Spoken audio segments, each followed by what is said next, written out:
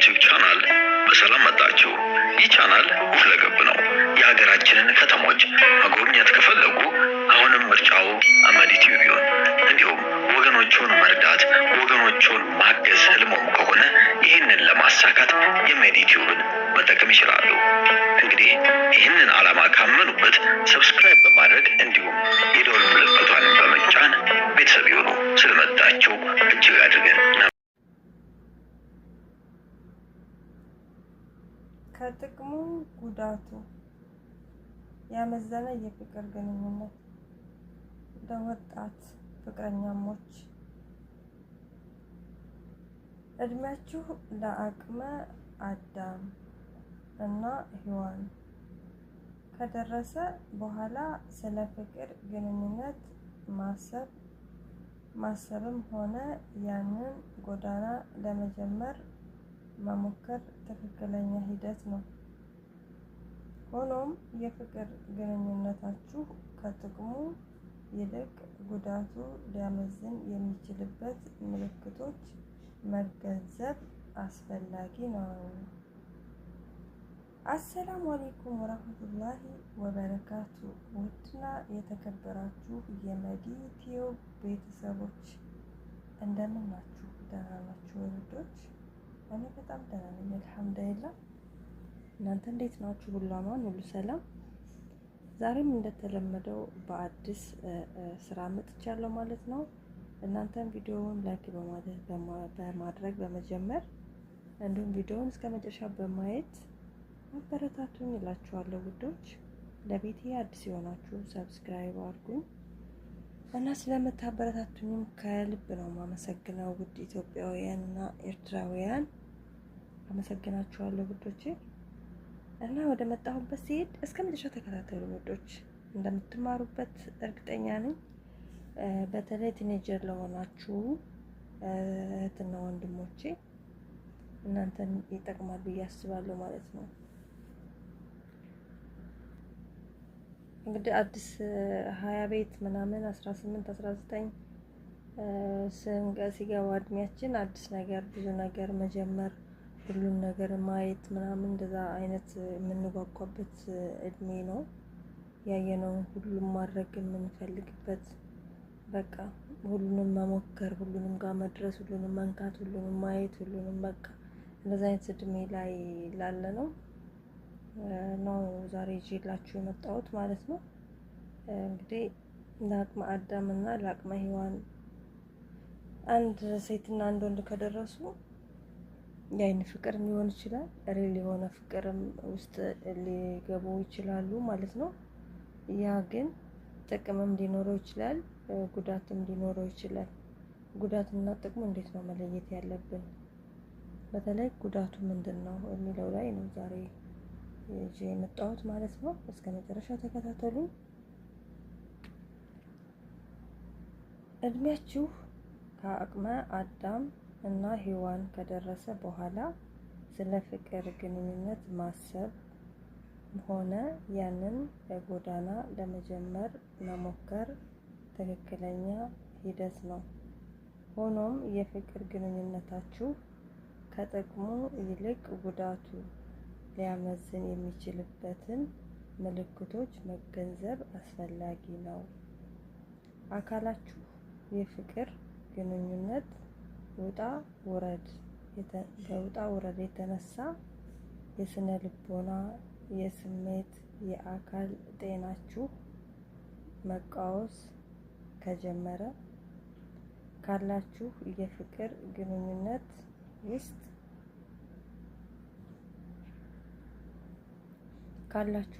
የፍቅር ግንኙነት ውስጥ ውጣ ውረድ የተነሳ ለቀናት እንቅልፍ ያለመተኛት ችግር፣ የውስጣችሁ መረበሽ፣ አካላዊ ጉዳት፣ የስነ ልቦና ችግር፣ እነዚህ የእንቅልፍ መዛባቶች፣ የመጨነቅ፣ የመጠበብ፣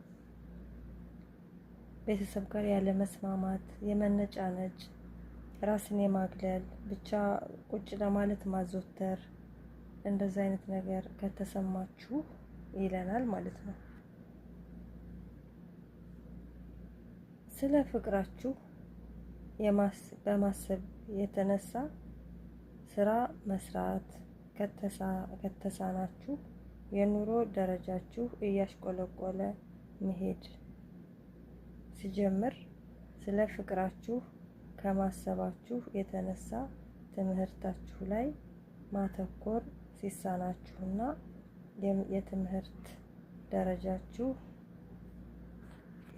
ደረጃችሁ አስጊ ሁኔታ ላይ ከደረሰ ለፍቅራችሁ ስትሉ በፍጹም ተቀባይነት የሌለው አጉል ሱስና ልምድ ውስጥ በመገደድ መግባት ከጀመራችሁ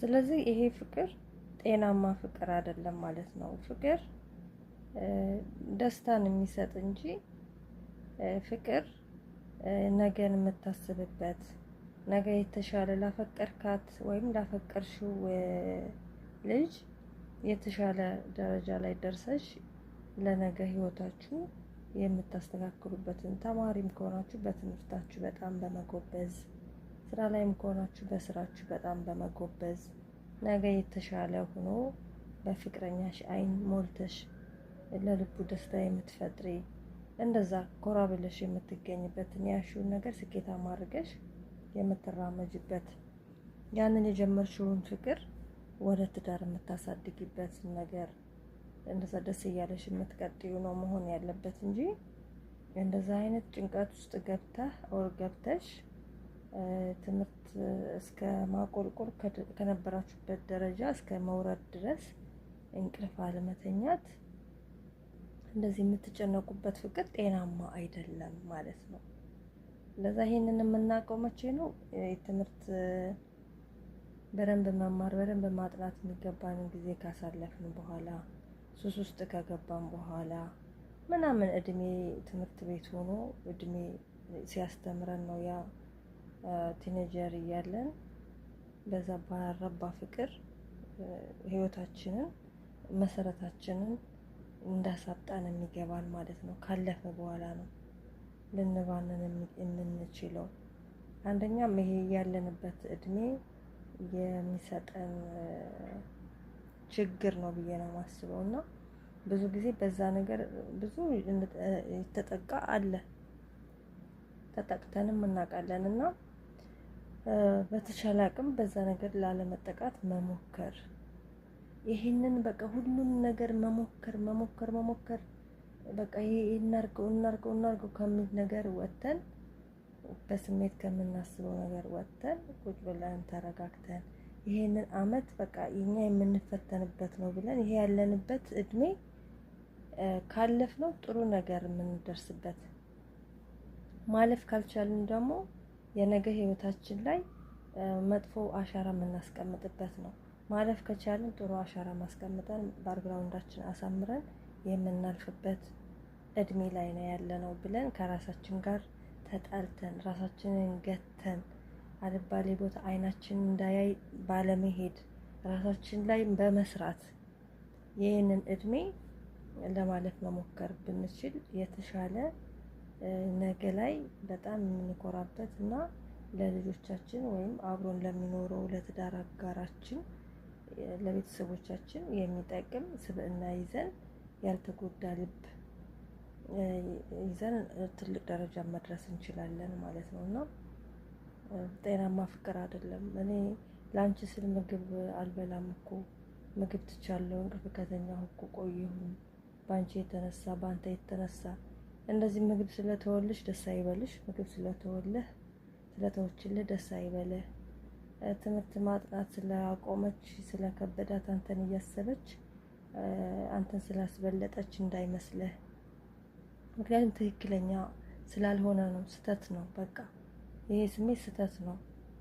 አንድ ሰው ትክክለኛ ቢሆንማ በቃ የሚያስደስት ነገር የሚያኮራ ነገር ነው ሰርቶ ለመገኘት የሚጣረው ማለት ነው እንጂ እንደዚህ በመጠውለግ የተዛባ አኗኗር በመኖር የምታፈቅሪውን ሰው አታስደስችም። እንደዛም ስላደረክ ትክክለኛ ፍቅርም ነው አይባልም። ትክክለኛ ፍቅርም ሊሆንም አይችልም። እና ይሄንን እንደዚህ አይነት ፈተና ውስጥ የሚያስገባንን እድሜ በተረጋጋ መንገድ ለማለፍ ቢሞከር አሪፍ ነው። እንደ ድሮ አይደለም። አሁን ላይ ሁሉም እጁ ላይ ስልኩ አለ። ለመበላሸትም ቅርብ ነው፣ ለመማርም ቅርብ ነው። መማር የፈለገ ይማርበታል ማለት ነው። ማንበብ ይቻላል፣ መስማት ይቻላል።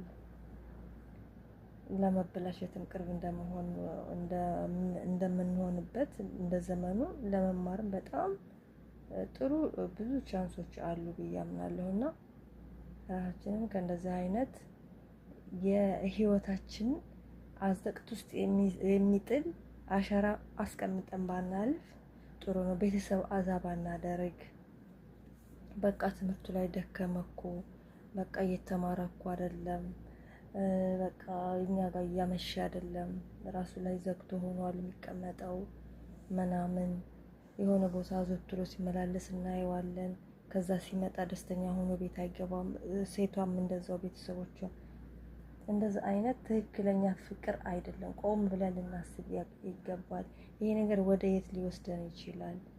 ይሄ ነገር ምንድን ነው ሊያበላሽብን የሚችለው በዚህ ከቀጠልን ብለን ልናስብ ይገባል እላችኋለሁ። ውዶች ካላችሁ የተዛባ የፍቅር ግንኙነት የተነሳ ከላይ የተዘረዘሩትንና መሰል አጉል የህይወት ማሽቆልቆል ውስጥ ራሳችሁን ካገኛችሁ ከፍቅር ግንኙነታችሁ ከዚህ ፍቅር አዙሪት መሰናክል ነው ብላችሁ እርዳታን የምትፈልጉበት ጊዜ መድረሱን እወቁ። በቃ አደጋ ላይ ነው። በቃ አደጋ ላይ ነን። ቤት ያለ ባክግራውንድ አይሰራም። የሰው ልጅም እንደዛው። ስለዚህ እንደዚህ ህይወታችሁ መስቅልቅል የሚያደርግ ሰላም፣ ምቾት የማይሰጣችሁ ፍቅር ውስጥ ካላችሁ ሴትም ሆንሽ ወንድ ወዲያውኑ መውጣት ነው የሚጠበቅባችሁ ማለት ነው። ቤተሰብ መናገር አለባችሁ። ለጓደኛ ማማከር አለባችሁ። ከእናንተ ይሻላል የምትሉት በእድሜ ከሚበልጣችሁ ያንን ያላችሁበትን እድሜ ያለፈ ወይም የተስተካከለ ህይወት የሚኖረው ሰው እሱን ማማከር አለባችሁ። ለኔ ቅን ሀሳቢ ነው የምትሉት ሰው ታላቅ ወንድም ካላችሁ ታላቅ ወንድም፣ ታላቅ እህት ካለች ከታላቅ እህት፣ እናታችሁ አባታችሁ እግራችሁ ስር ቁጭ ብላችሁ ያላችሁበትን ነገር በመናገር ከነሱ ምክርና የምክር እርዳታ ማግኘት መቻል አለባችሁ እላለሁ። በቀጣይ እስከምንገናኝ ድረስ ሰላም ሁኑ። ባይ ባይ። ከዚህ ቀደም የሰራናቸውን ድንቅ ስራዎች ይመልከቱ። በመጨረሻም ሰብስክራይብ ማድረግ አይርሱ። ታግሰው ስለተመለከቱ እናመሰግናለን። መዲ ቲዩብ